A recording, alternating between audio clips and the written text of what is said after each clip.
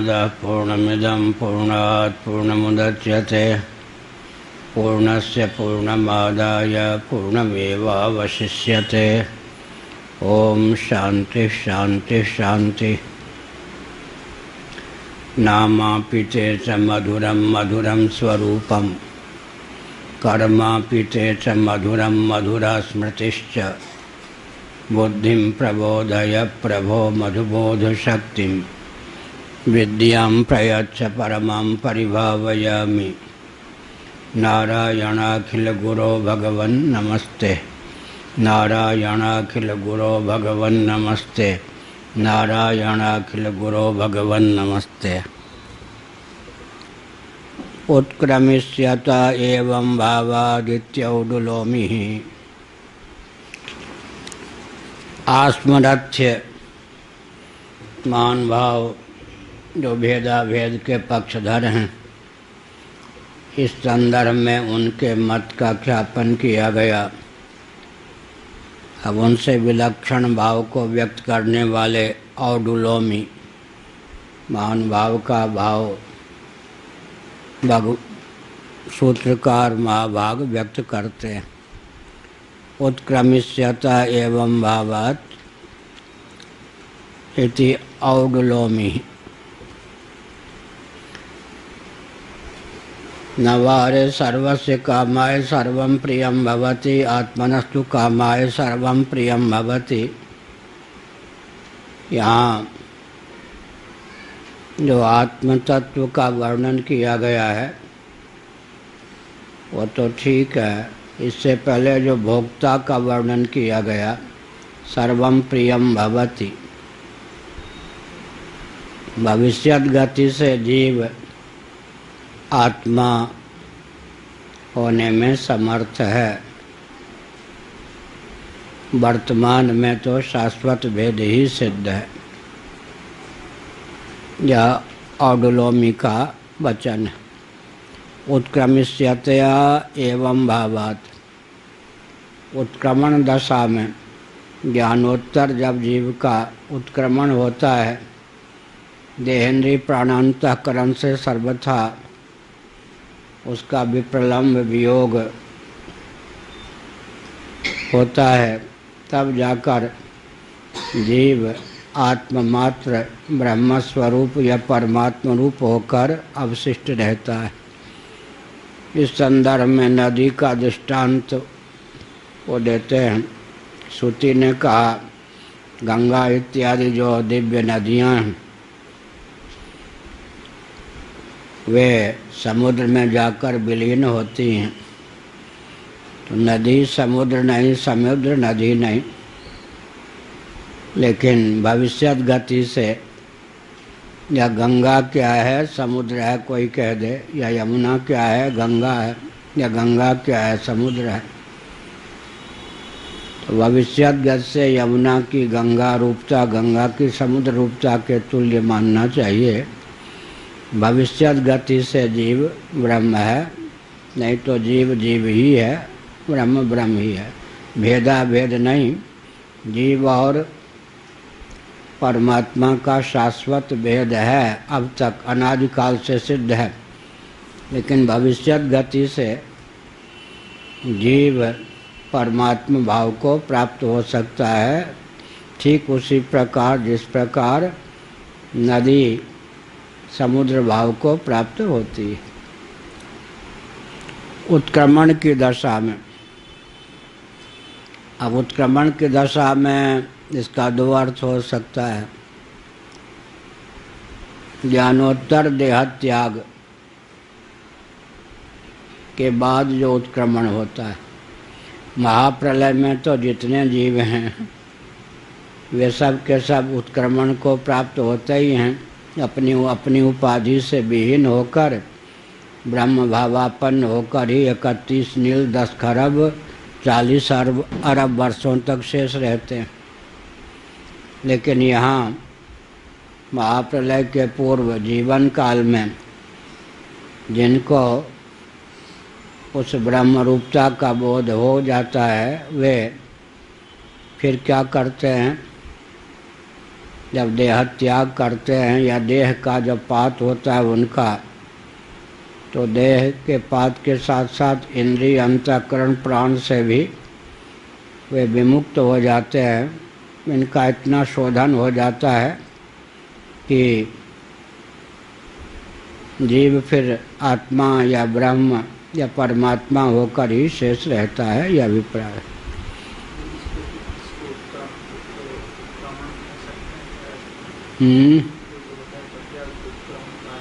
हाँ,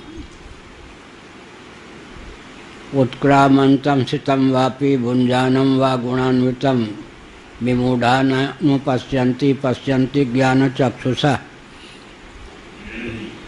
इसका अर्थ बहुत ललित किया शंकरानंद जी ने गीता भाष्य में। उत्क्रामंतम सितम वापि भुंजानम वा गुणान्वितम। देवदत्त नामक एक ब्राह्मण है, उसको यज्ञदत्त ने निमंत्रण दिया। हम निमंत्रण सुन रहे हैं ना, निमंत्रण की चर्चा है। देवदत्त नामक व्यक्ति को यज्ञदत्त नामक व्यक्ति ने निमंत्रण दिया, आज हमारे घर प्रसाद पाइएगा। अब देवदत्त अपने घर से चल पर आए, उत्क्रमण हो गया, यथास्थान जाके बैठ गया, स्थितम वापी, भोजन करने लगा। भरपेट बढ़िया भोजन मिल जाने पर गुणान्वितम, आहा तृप्त, यजमान बहुत बढ़िया, फिर क्या दक्षिणा भी मिल गई, और क्या कहना। उत्क्रामंतम सितम वापी भुंजानम व गुणान्वितम, भोजन करते करते बढ़िया चटनी पापड़ जो भी पदार्थ चाहिए सब आहा तृप्त कर दिया, बहुत बढ़िया। ऐसा निमंत्रण तो बीच बीच में मिलता रहे। हो गया ना। उत्क्रमण माने उत्थान, उत्क्रमण का अर्थ यहाँ पर उत्थान है। क्या जो अब यहाँ आसन पर बैठे उठे तो उत्क्रमण हुआ या नहीं?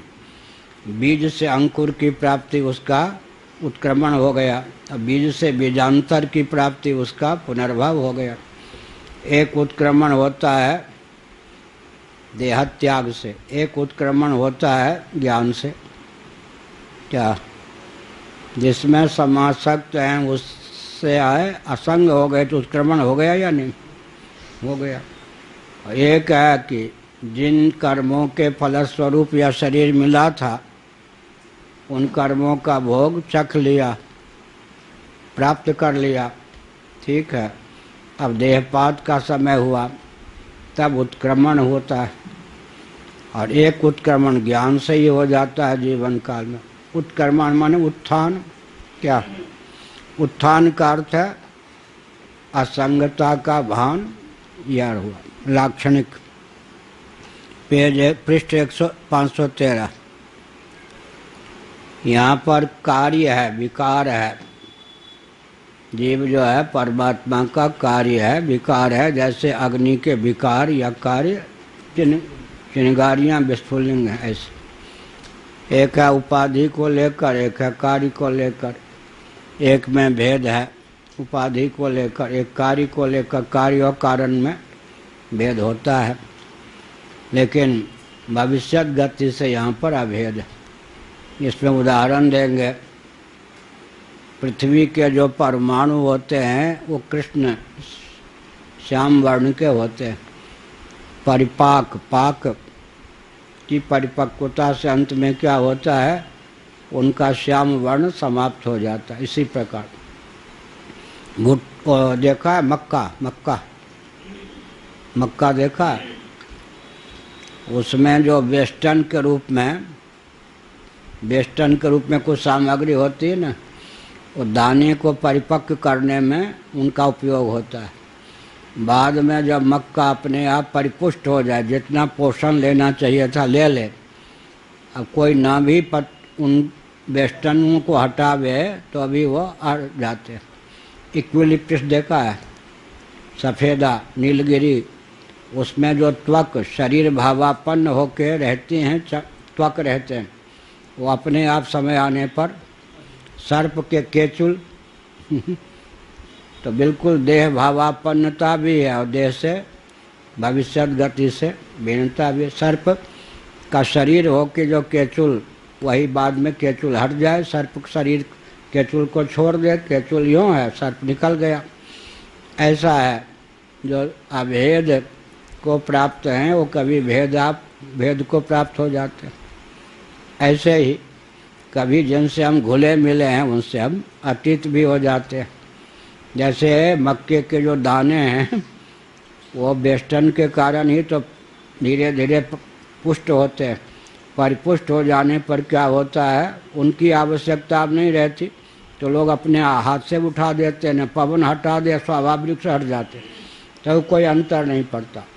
ऐसे ज्ञान के द्वारा, ध्यान के द्वारा क्या होता है, जीव जिनमें रचा पचा है, गीधा है, रमा हुआ है, उनसे पृथक हो जाता है, असंगता की स्थिति हो जाती, उत्क्रांत हो जाता। उत्क्रमिष्यत एवं भावात् इति औडलोमिः विज्ञानात्मन एव देहेन्द्रिय मनोबुद्धि संघातोपाधि संपर्कात् कलुषीभूतस्य ज्ञानध्यानादि साधनानुष्ठानात् संप्रसन्नस्य देहादि संघाताद् उत्क्रमिष्यतः परमात्मैक्योपपत्तेः। यह कहा विज्ञानात्मन एव, ये जो विज्ञानात्मा है जीव का अर्थ विज्ञानात्मा। विज्ञानात्मा का अर्थ विशेष विज्ञान संपन्न। ज्ञानम मन उच्यते,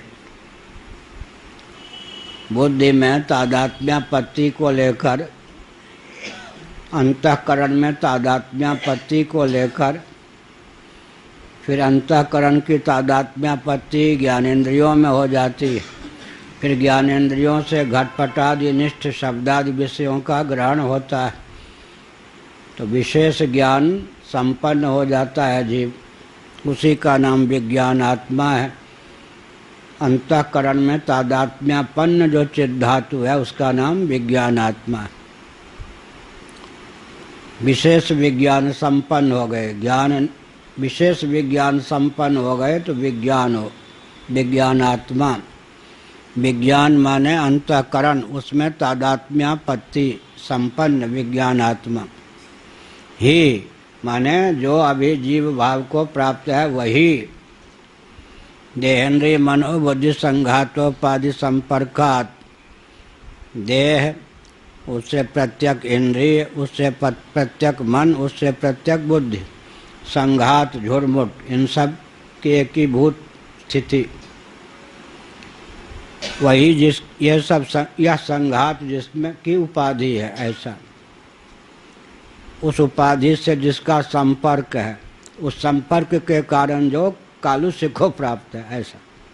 देहेन्द्रिय मनोबुद्धि संघातोपाधि संपर्कात् कलुषीभूतस्य, देह इंद्रिय मन बुद्धि इनका जो संघात है, मिला जुला स्वरूप है, उसके संपर्क से जो कलुषित हो गया है, ऐसा जो जीव है विज्ञानात्मा है, उसका किन साधनों से, ज्ञान ध्यानादि साधनानुष्ठानात्, ज्ञान और ध्यान आदि जो साधन है, यम नियम आसन प्राणायाम प्रत्याहार धारणा ध्यान समाधि, ये सब लेना चाहिए।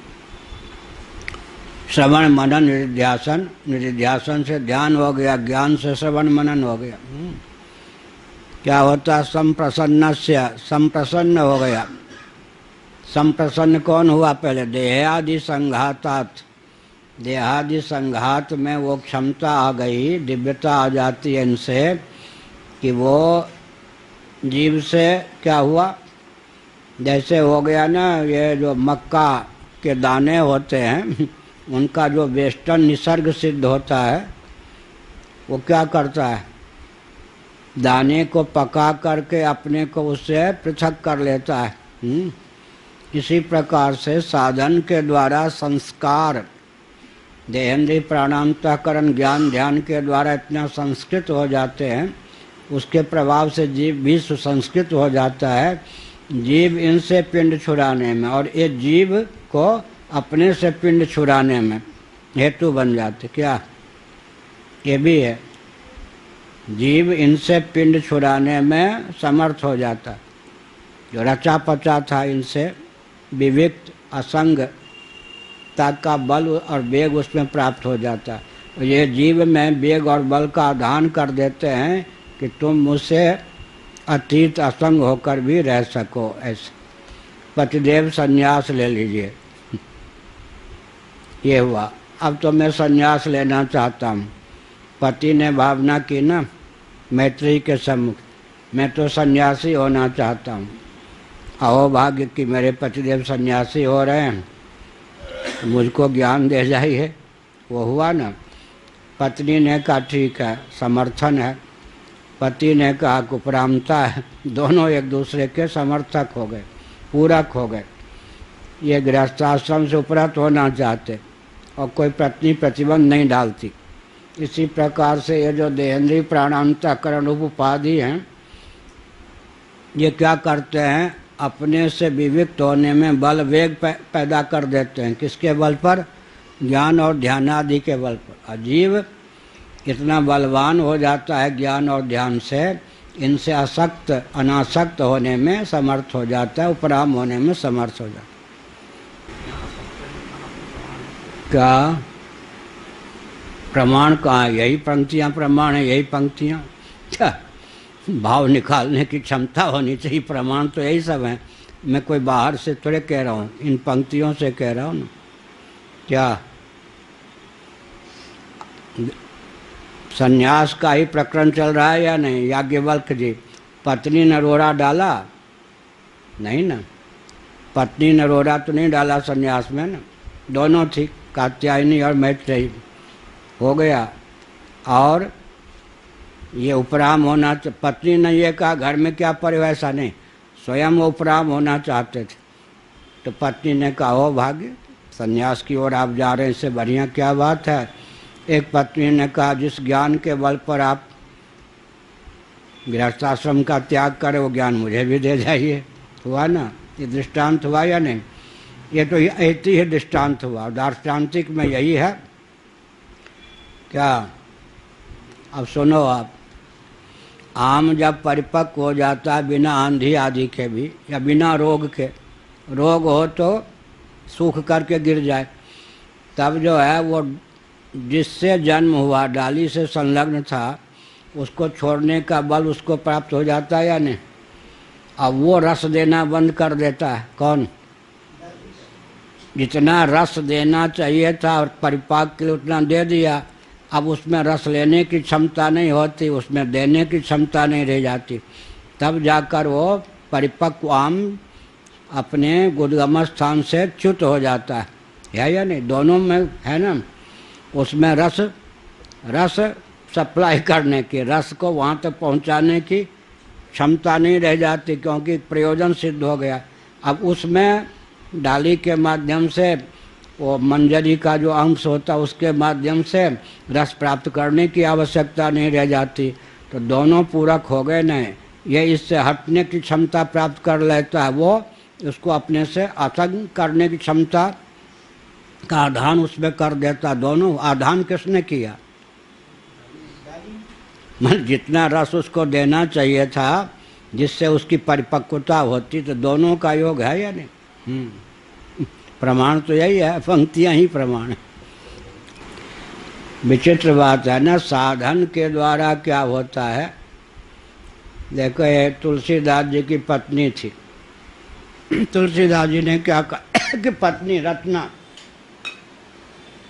दो प्रकार की पतिव्रता होती है।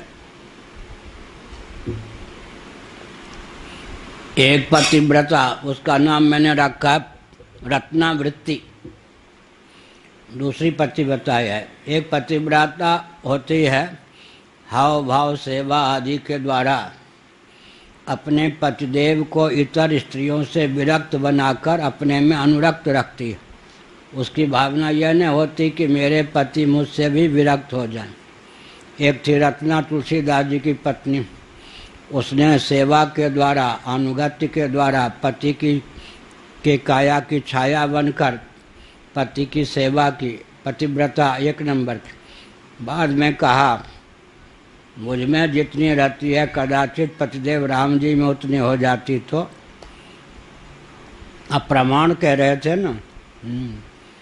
पर वैराग्य किसको का अर्थ क्या है? पर वैराग्य का अर्थ क्या होता है? समाधि सात्विक भावों से भी वैराग्य, पर वैराग्य। योग दर्शन वैराग्य के 2 भेद होते हैं, अपर वैराग्य, पर वैराग्य।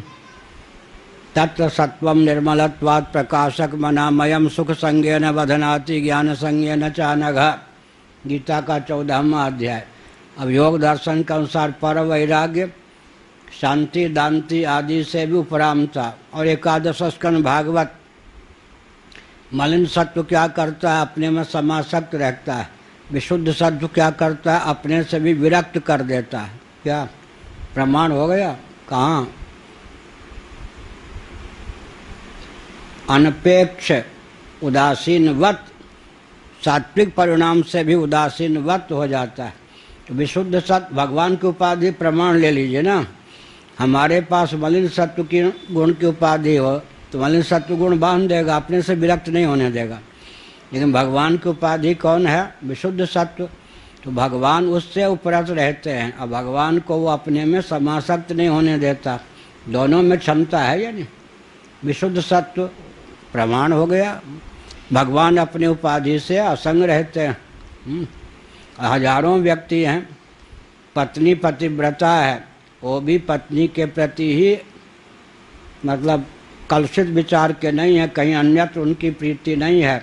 लेकिन उस पतिव्रता पत्नी में भी समासक्त नहीं।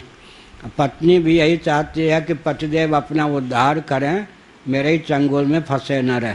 हो गया ना, दोनों ओर से होता। विशुद्ध सत्व क्या करता है? अपने में उपहित चेतन को समासक्त नहीं होने देता। और उपहित चेतन क्या करता है? अपने अभिव्यंजक संस्थान में क्या रचा पचा नहीं रहता। तो दोनों अच्छा उपाधि की विशेषता हुई ना, एक उपाधि बांध लेती है। अब देखिए अंधकार है, अंधकार अपने आश्रय को क्या करता है? आवृत करता है या नहीं? वो तो टिकेगा कहाँ? अंधकार अपने आश्रय को, प्रकाश अपने आश्रय को भी, अंधकार अपने आश्रय को अंधकार जहाँ रहेगा वो अपने आश्रय को क्या करेगा? ढकेगा या नहीं? अमरबेल होती है, जिससे रस लेती है उसी के सुखा देती है, जिसके समाश्रित रहती है उसी को कालांतर में सुखा देती और फिर बाद में स्वयं भी सूख जाती है। क्या अमरबेल में सुनहरे फूल भी लगते हैं, मधुमक्खियाँ उस पर मर्राती भी रहती। मैंने जंगलों में रह के देखा है। लेकिन अमरबेल का स्वभाव है, उसका अपना कोई मूल तो नहीं है ना कि ज़मीन से रस खींचे। तो क्या होता है? जिसके समाश्रित रहकर वो फलती फूलती हैं, उसके रस को इतना चूस लेती हैं कि उसको सुखाकर फिर अंत में जब उनको रस का केंद्र नहीं मिलता तो भी सूख जाती है। यह है। तो यहाँ पर उपाधि की विलक्षणता हुई है ना। देहेंद्रीय प्राणांतकरण से अब उदाहरण दिया ना, श्यामल जो परमाणु हैं परिपाक के द्वारा क्या है? परमाणु को रहने देते, स्वयं नहीं रह जाते। श्यामता स्वयं नहीं रह जाती। श्यामल परमाणु नहीं अब कहेंगे, परमाणु मात्र। आगे उदाहरण आएगा। परिपाक निसर्ग सिद्ध जो श्यामलता है, श्यामता है किसमें? परमाणुओं में।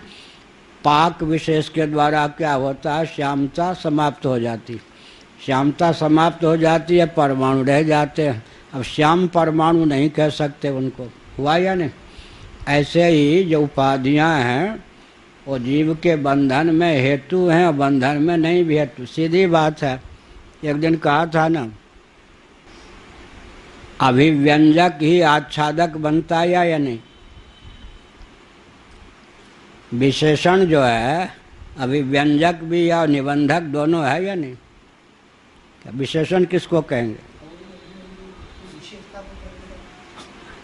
और निबद्ध भी करे, अपनी सीमा में दिखावे।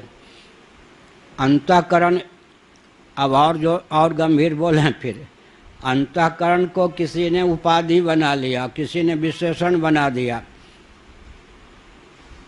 दोनों में अंतर क्या होगा?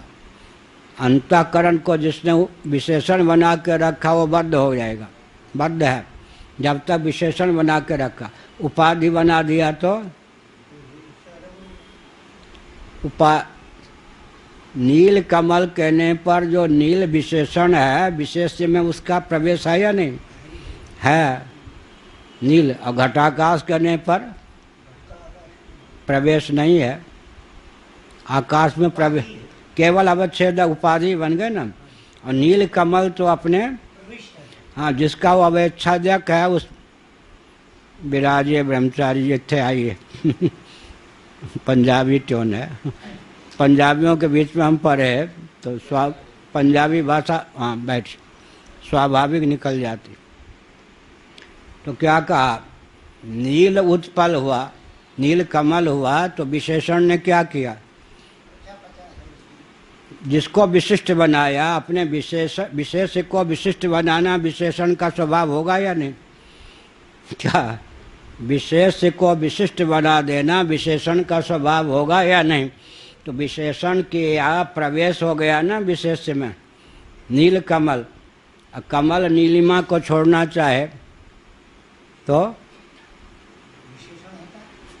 हटना बहुत कठिन है कमल नीलिमा को तलाक देना चाहे और नीलिमा कमल, तो कम गुण है वो रहे कहाँ? क्या नीलिमा कमल को छोड़ के रहेगी कहाँ? घटादि निष्ठ नहीं, कमल निष्ठ जो नीलिमा है वो तो गुण है, गुण तो द्रव्य के समाश्रित रहते ही है। और अगर नीलिमा को छोड़ना चाहे कमल, तब कठिन है, वो तो उसके स्वरूप में घुस गए। स्वरूप में जिसका प्रवेश हो गया, मानो संस्कार विशेष के द्वारा उसका अपनोदन कर दिया, अर्थात जो सामान्य जीव होते हैं अंतःकरण को विशेषण बना के रखते हैं, और विशेष जो जीव साधन संपन्न होते हैं उपाधि बना दिया उन्होंने। अंतर हुआ ना। तो विशेषण को संस्कार विशेष के द्वारा, ज्ञान ध्यान के द्वारा उपाधि कोटि का बना देना, ये साधकों का काम है। अब हो गया प्रमाण, प्रमाण की झड़ी लग गई या नहीं? क्या अहम कर्ता अहम भोक्ता, ये क्या हुआ?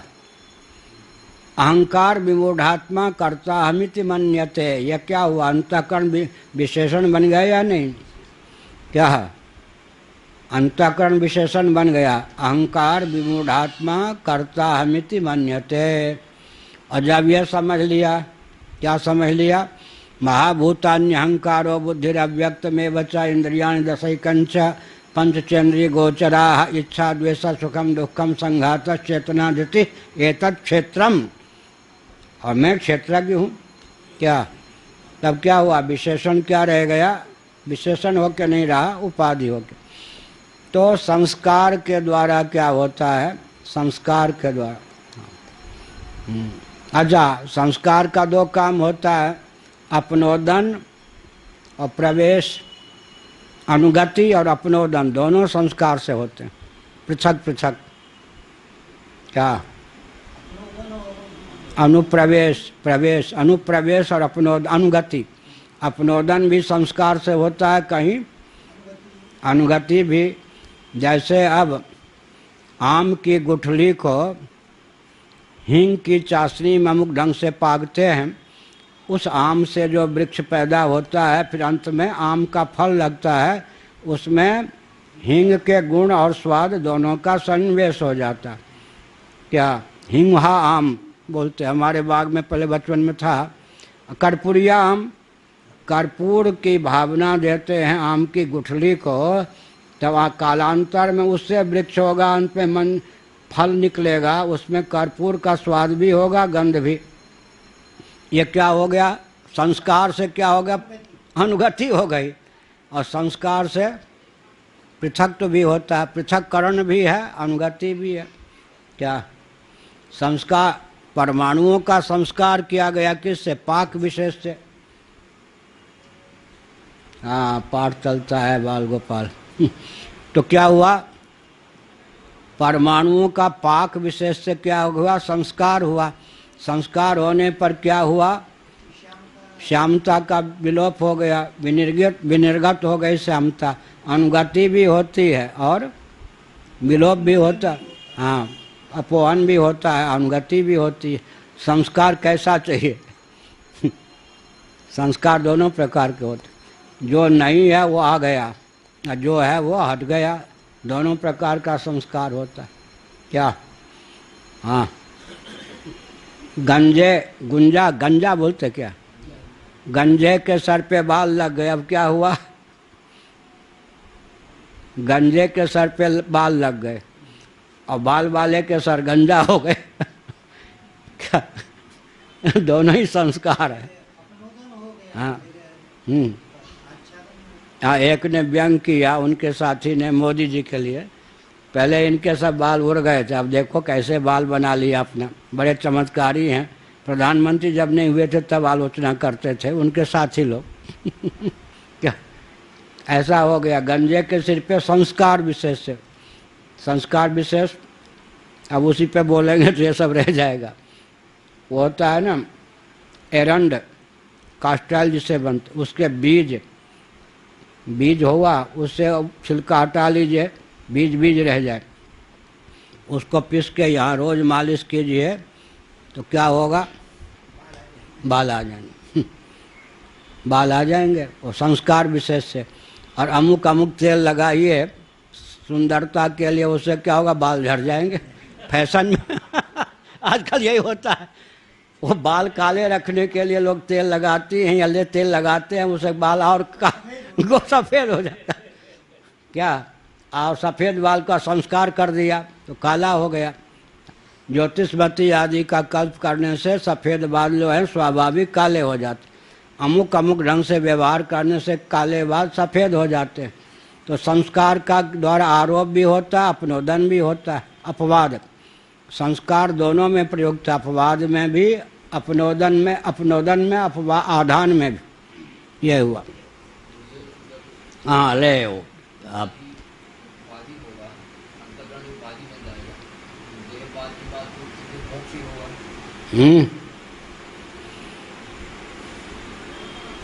होना तो चाहिए। अंतःकरण को उपाधि बना लिया साधन के द्वारा, अंतःकरण में इतनी परिपक्वता आ गई कि जो हमसे चिपक के था वो हमसे वियुक्त हो गया। ठीक है, तो उपाधि बन गई तब वो संस्कार से। वेदांती कहेंगे फिर भी अभी तो अपने शोधित रूप की ब्रह्मरूपता का ज्ञान शेष है, सामान्य रीति से कह सकते हैं कि मोक्ष हो जाएगा। तो घटाकाश में जो घट है उपाधि है, नीलकमल में जो नीलिमा है विशेषण, स्वरूप में प्रविष्ट हो जाए वो विशेषण। अब वो घटक ज्ञान में विशेषण कौन होगा? घट। वो ज्ञान को क्या करता है? विशेषण माने विशेषण निबधनाति, वो ज्ञान को अपने अधीन दिखाता है या नहीं? घटक ज्ञान में घट जो है वो अपने ज्ञान को अपने अधीन दिखाता है। अब अधीन होने पर भी जो काम घट नहीं कर सकता वो ज्ञान कर सकता है। क्या? ज्ञान उद्भाषित कर सकता है ना, उद्भाषक है ना। घट तो अवच्छेदक हो सकता, उद्भाषक कैसे हो जाएगा घट? क्या? नहीं होगा ना। इसीलिए हमारे पूज्य गुरुदेव का जो गीता सुधा ग्रंथ, उसमें 100 लगभग छोटी छोटी अशुद्धियाँ मात्रा आदि की होंगी। अब दूसरे संस्कार इतना समय लगाया है, एक एक पेज में 5-5 घंटे, तो उसमें बहुत बढ़िया हमको बहुत बड़ा एक बल मिल गया। पूज्य गुरुदेव ने एक लेख में लिखा है, सापेक्ष भी अपनी निरपेक्षता सिद्ध कर सकता। समझ गए? सापेक्ष भी अपनी निरपेक्षता सिद्ध कर सकता है। ये कला आ जाए ना, बहुत ऊंची बात, प्रतिद्वंद्विता न रह जाए। यह हुआ दीप पात्र, इसमें रखा गया स्नेह घृत तैल, उसके बाद बत्ती। ठीक है, ये तमोगुण का सूचक है, तैल स्नेह रजोगुण का, और बत्ती सत्वगुण का। अब लौ लग गए, अब तीनों की महिमा का अतिक्रमण करके वो जो लौ है वो वस्तु को प्रकाशित करने में समर्थ है या नहीं? वहाँ पर निरपेक्ष हो गया। सापेक्ष भी निरपेक्ष हो सकता है। कुछ गुरुदेव ने लिखा, तो हमको तो इतना बल मिला इससे, नहीं व्यवहार में तो पहले से था, लेकिन यह विज्ञान उस ध्यान गया कि बहुत अच्छी बात। अब लोग जो कहते हैं ना गुरु के पास रहूँगा तो बंधा ही रहूँगा, भाई वो तो सेवा ही सिद्ध तो नहीं हो जाऊँगा। सेवक ही लोग कहेंगे, उनके ये सेवक हैं सचिव हैं सेवक हैं सचिव हैं, सबसे पहले गुरु से ही पिंड छुड़ा लो, क्योंकि स्वतंत्र हो जाएंगे तो स्वामी हो जाए। यहाँ ये सब बात नहीं है, आजकल होता यही ना। लेकिन महाराज ने लिखा कि सापेक्ष भी निरपेक्ष हो जाता है। जो काम बत्ती नहीं कर सकती, पात्र नहीं कर सकता, तैल स्निग्ध नहीं कर सकता, वो काम प्रकाश करता है। तो सापेक्ष होकर भी निरपेक्ष रहना चाहिए, माने अपनी पृथक से उपयोगिता सिद्ध करनी चाहिए, अहंकार के बिना। हो गया ना? तो क्या कहा था, किसने प्रश्न किया था? उपाधि। उपाधि बना लीजिए तो फिर जीवन में तो क्या होगा, संगता होगी या नहीं? जीवन में संगता होगी तो सांख्य कोटि का मोक्ष मिल जाएगा देह त्याग के बाद। सांख्य कोटि मोक्ष में तो बड़ा अंतर क्षेत्र क्षेत्रज्ञयोरेवं अंतरम ज्ञान चक्षुषा, ये हो गया हंस, हंस दृष्टि हो गई। क्या ये सांख्य का मोक्ष हो गया। भूत प्रकृति मोक्षम च ये विदुर्यान्ति ते परम, भूत प्रकृति मोक्षम च, गीता के 13वें अध्याय का अंतिम श्लोक का तीसरा चरण। भूत प्रकृति मोक्षम च ये वेदांत, वहाँ हंस दृष्टि है, यहाँ परम हंस दृष्टि है। क्या निरक्षर विवेक का नाम क्या है? हंस। दूध भी सत्य है, पानी भी सत्य है, दोनों का मिश्रण क्या हो गया, टूट गया। दूध के दूध, पानी का पानी, ये हंस दृष्टि है। प्रकृति भी सत्य है, प्राकृत पदार्थ भी सत्य है, जीव भी सत्य है, पुरुष भी सत्य है। पुरुष का जो प्रकृति में संसर्ग हो गया था उसका अपनोदन हो गया, सांख्य सम्मत मोक्ष हो गया। अब यहाँ तो भूत प्रकृति मोक्षं च, भूत प्रकृति मोक्षम च माने पंचभूत पृथ्वी जल तेज वायु आकाश, उनकी प्रकृति माने उपादान, जो त्रिगुण है, माया है, प्रकृति है, व्यक्त है। मोक्षम च आत्मविज्ञान से उनका बाध हाँ, ये हो गया कौन? परमहंस। अब सुनिए, पद्मपत्र मीमांसा भाषा, एक असंगता ये है, कौन सी असंग? सांख्यों वाली गीता, पद्मपत्र मीमांसा भाषा, और एक मरुजल से मरु की असंगता। दोनों असंगता में अंतर है या नहीं ब्रह्मचारी जी? हमारी असंगता कैसी होनी चाहिए? मरुजल से मरु की असंगता माने जल वहाँ है ही नहीं। और यहाँ पद्मपत्र मीमांसा भाषा, कर्मयोग से, उपासना योग से जो असंगता आती है उसका स्वरूप क्या है? पद्मपत्र मीमांसा भाषा। पद्म भी सत्य, और पद्मपत्र भी सत्य और जल भी सत्य। लेकिन राम राज्य को भरत संभाला तुमने कैसे, जल में रहकर जलज बिलग हो जल से जैसे, ऐसे हो गया। तो कौन सी असंगता चाहिए? हाँ, मरु जल वाल, तब वेदांत हो गया। इसीलिए अगर अंतःकरण को उपाधि बना लिया तो केवल इतना ज्ञान रह गया, अंतःकरण क्या, अंतःकरण विशेषण नहीं, अब उपाधि के रूप में हो गया। तो क्या हो गया? सांख्य सम्मत मोक्ष में अधिकृत हो जाएंगे। और अगर उससे आगे फिर अंतःकरण का मिथ्या, तो आत्मा की ब्रह्मरूपता, ये सब भी चकल्लस हैं। उन चकल्लसों को, चकल्लस शब्द आप मत समझिएगा कि कोई उस दिन ये जगद्वाल हमने बोल दिया। तो उत्तर प्रदेश में मैं ज़्यादा रहा हूँ, दिन उत्तराखंड में, उत्तर प्रदेश ही मैं था, उत्तराखंड।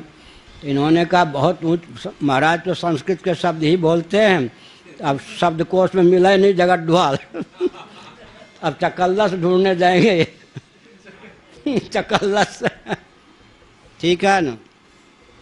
तो क्या हो गया? अब पंक्ति भी चला मैं भाई। विज्ञानात्मना एव देहेन्द्रिय मनोबुद्धि संघातोपाधि संपर्कात् कलुषीभूतस्य ज्ञानादि साधनानुष्ठानात्।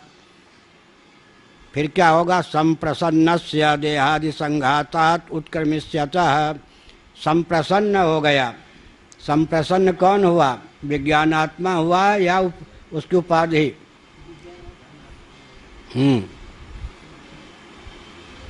संप्रसन्नस्य देहादि संघातात् उत्क्रमिष्यतः। अब वो सरोवर प्रसन्न है, संप्रसन्न माने निर्मल, प्रसन्न माने निर्मल। अब क्या हुआ? कायेन मनसा बुद्धिया केवलैरिन्द्रियैरपि योगिनः कर्म कुर्वन्ति संगं त्यक्त्वा आत्मशुद्धये। शुद्ध कौन होगा? शुद्धि का फल किस पे जाएगा? शुद्ध होगा अंतःकरण। प्रसन्न निर्मल और निश्चल कौन होगा? अंतःकरण। उससे लाभान्वित कौन होगा? जीव हुआ ना। ये हुआ या नहीं? कर्माणि चित्त शुद्ध्यर्थम ऐकाग्र्यार्थम उपासना कायेन मनसा बुद्धिया केवलैरिन्द्रियैरपि योगिनः कर्म कुर्वन्ति संगं त्यक्त्वा आत्मशुद्धये। 5वां अध्याय 6ठा अध्याय योग मात्म विशुद्ध है। वहाँ आत्म विशुद्ध है। आत्मा का अर्थ अंतःकरण, देहेंद्रिय प्राणांतःकरण। अब एक जगह आत्मा की विशुद्धि होती है, एक जगह आत्मा की शुद्धि, उपाधि की शुद्धि, उपाधि की विशुद्धि। उससे लाभान्वित कौन होता है? शोधन किसका हुआ? उपाधि का। अशुद्ध कौन हुआ? माने इसकी शुद्धि का उस पर प्रभाव पड़ा या नहीं पड़ा? अरे जो पत्नी विचित्र ढंग की होती है, पति को रुलाती रहती, मलिनता उसमें और पति रोता उसके नाम पर। क्या क्या कि मेरे लिए यही भगवान ने रचा था, इसी को अब सनातन धर्मी हो, तलाक तलाक तलाक तो नहीं कह सकता। अब वो जीवन भर लीजिए, पापड़ बेलिए। एक की बेटी का नाम था फजीहत, वो मर गई। कथावाचक सुनाते हैं, बेचारी उसकी माँ रोने लगी, पिता ने भी आंसू थोड़ा बहाया। आज बाद में कहा शोक मत करो, हम तुम जीवित रहेंगे, बहुत सी फजीहत का जन्म हो जाएगा।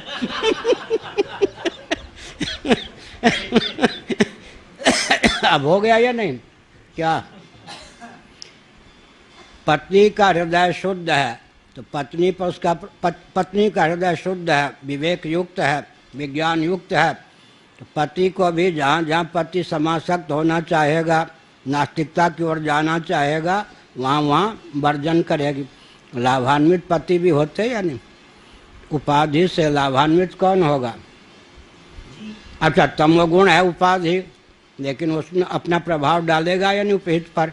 रजोगुण उपाधि है, तमोगुण उपाधि है, अपना प्रभाव डालेगा, तो प्रभाव तो पड़ता है ना। तो संस्कार हुआ कहाँ?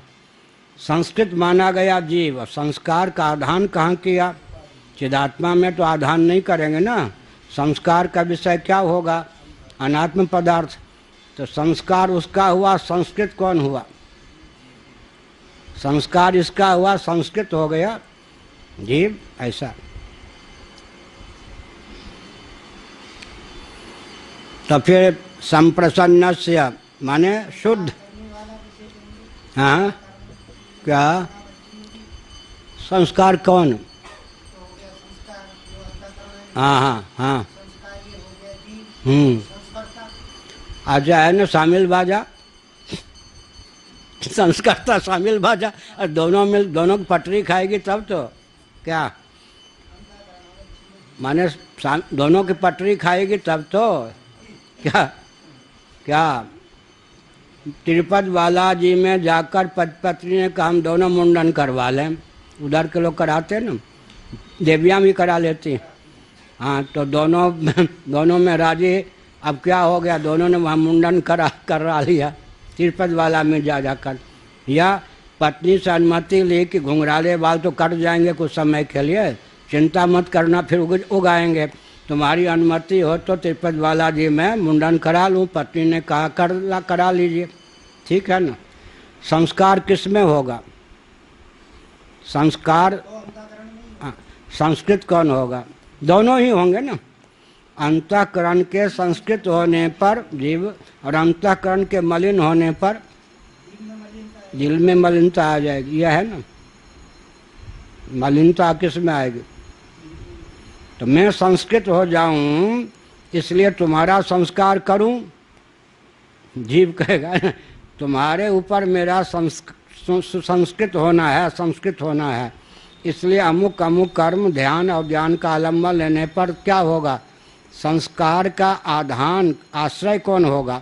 जीव होगा या अंतःकरण? देहेंद्रिय प्राणांतःकरण संस्कार का आश्रय होगा, लेकिन संस्कृत कौन होगा? ज्यों ज्यों ये क्या होंगे, परिपक्व होंगे, निर्मल होंगे, त्यों त्यों जीव हो गया या नहीं? तो देहादि संघातात् उत्क्रमिष्यतः संस्कार संप्रसन्न होकर, माने सुसंस्कृत होकर फिर क्या हो जाएगा? इससे उत्क्रमण करने की क्षमता आ जाएगी, अपने को असंग समझने की क्षमता। असंग तो है, लेकिन असंगता का अनुस्मरण, असंगता की स्थिति लाने के लिए फिर इनको सुसंस्कृत करना पड़ता है। परमात्मैक्योपपत्तेः लो, उसके द्वारा क्या होता है? परमात्मा से एकत्व की उत्पत्ति हो जाती है। क्या इधर से पिंड छूटा तो उधर, इधर से पिंड छूटा तो दृष्टि कहाँ थी? दृष्टि थी देहेंद्रिय प्राणांतःकरण में, इससे आवृत्त चक्षु इसको कहते कठोपनिषद में। और क्या कहते? पलट गई मोरी नयन पुतरिया। इसकी जो दृष्टि थी, महत्व बुद्धि थी, वो देहेंद्रिय प्राणांतःकरण में रची पची अटकी थी। अब क्या हो गया? उससे हट गई, अब भगवान की ओर उन्मुख हो गए। क्या दृष्टि का मुख किधर हो गया? अच्छा, भगवान शिव सब हैं या नहीं? भगवान शिव के कितने नेत्र हैं? चंद्रार्क वैश्वानर लोचनाय। लेकिन आध्यात्मिक स्थल में ज्ञान वैराग्य और भक्ति, क्या 3 नेत्र हैं। अब नेत्र तो हमको आपको सबको तीनों प्राप्त हैं, नेत्र का उपयोग गलत है। वैराग्य भरी दृष्टि से भगवान को निहारते हैं, और ज्ञान और अनुराग का विषय प्रपंच को लगाते हैं। बाकी इतना ही कसर है या नहीं? वैराग्य का विषय भगवान की ओर पीठ दिए हुए हैं, और जगत की ओर ज्ञान और वैराग्य उधर से भगवान की ओर पीठ डाल दिया। इधर घटक ज्ञान पटक ज्ञान। एक दंडी स्वामी थे मेरठ में, प्राइमरी के अध्यापक थे पहले, अब वो मुझे तंग कर दें। वो कहें महाराज मेरे सारू आए हैं, मेरी साली आई है, ननद के ननद क्या क्या बोलते हैं। हमने कहा आप सुनिए, आप संन्यास लेने के पहले ये सब आपको कितने रिश्तेदार का ज्ञान था? गिने चुने। हमने कहा आप यही इसीलिए संन्यास लिया क्या? अब वो कहें कि क्या कहें कि साले के साले आए हैं, बहनोई के बहनोई आए हैं। हम तंग कर दिया। हमने कहा भले आदमी दंडी स्वामी बने हो, कौन से आपके ऊपर महंत मंडलेश्वर का दायित्व है खामखा? तो जितने रिश्तेदार नातेदारों का ज्ञान माला फेरने का नहीं था दंड से पहले, अब उतना शुरू कर दिया। तंग कर दे। वो बैठा कि हमारे साली की साली आई हैं, जरा इससे बात कर ली। हम इस पद पर नहीं थे, 45 साल पहले की बात। तो क्या हुआ फिर? इसलिए यहाँ पर क्या मुख जो था उपाधि की ओर, अब वो भगवान की ओर। तो क्या हुआ? वैराग्य भरी दृष्टि से भगवान को निहारते हैं, अनुराग भरी और ज्ञान भरी दृष्टि से। ये कौन है, ये कौन है, ये कौन है, ये कौन है? अनात्म वस्तु का ज्ञान बटोरते जाओ, उनमें राग करते जाओ। वैराग तो क्या हो गया? ज्ञान और आसक्ति, भक्ति के विषय हमने संसार को बना दिया। अब क्या हो? भक्ति और ज्ञान के विषय भगवान बन जाए, वैराग्य का विषय जगत हो जाए, 3 नेत्र का सदुपयोग हो गया तो उद्धार हो जाए। त्रिनेत्र तो सब है ना, नेत्र का उपयोग सबको ठीक से नहीं आता। तो अब क्या हो गया? यही कहते सुप्रसन्न। सुप्रसन्न कहाँ था? हाँ, सुप्रसन्नस्य। अब जो सुप्रसन्न हो गया माने अवच्छेदक विशेषण को उपाधि बनाकर इनसे उपरामता आ गई, तो परमात्मा से एकत्व की सिद्धि हो गई। परमात्मैक्योपपत्तेः भेदेः इदमभेदेन उपक्रमणम। इस अभेद से उपक्रमण किया गया है, ये आचार्य का कहना है। इति औडलोमी आचार्यो मन्यते, ऐसा औडलोमी आचार्य मानते हैं। अर्थात स्वभाव सिद्ध अनादि सिद्ध जो भेद है जीव और परमात्मा का, भविष्यत गति से उस जीव का परमात्मा से अभेद स्थापन के लिए यहाँ पर भोक्ता के रूप में जीव का उपक्रम किया गया है। उपक्रम का विषय अभेद ही है। वास्तव में भेद की स्थापना के लिए भेद का वर्णन नहीं है। क्या भेद की स्थापना के लिए नहीं, भविष्यत गति से जिसका परमात्मा से ऐक्य संभावित है उसका उपस्थापन भेद की स्थापना के लिए नहीं है, भेद से के निरसन के लिए। निरसन माने गंगा और समुद्र का भेद स्वभाव सिद्ध है, लेकिन गंगा जब समुद्र में मिल जाती है तो भविष्यत गति से फिर अभेद हो गया। भविष्यत गति से अभेद की सिद्धि के लिए यहाँ पर भेद का उपक्रम है। वास्तव में तात्पर्य तो भेद में कतई नहीं है।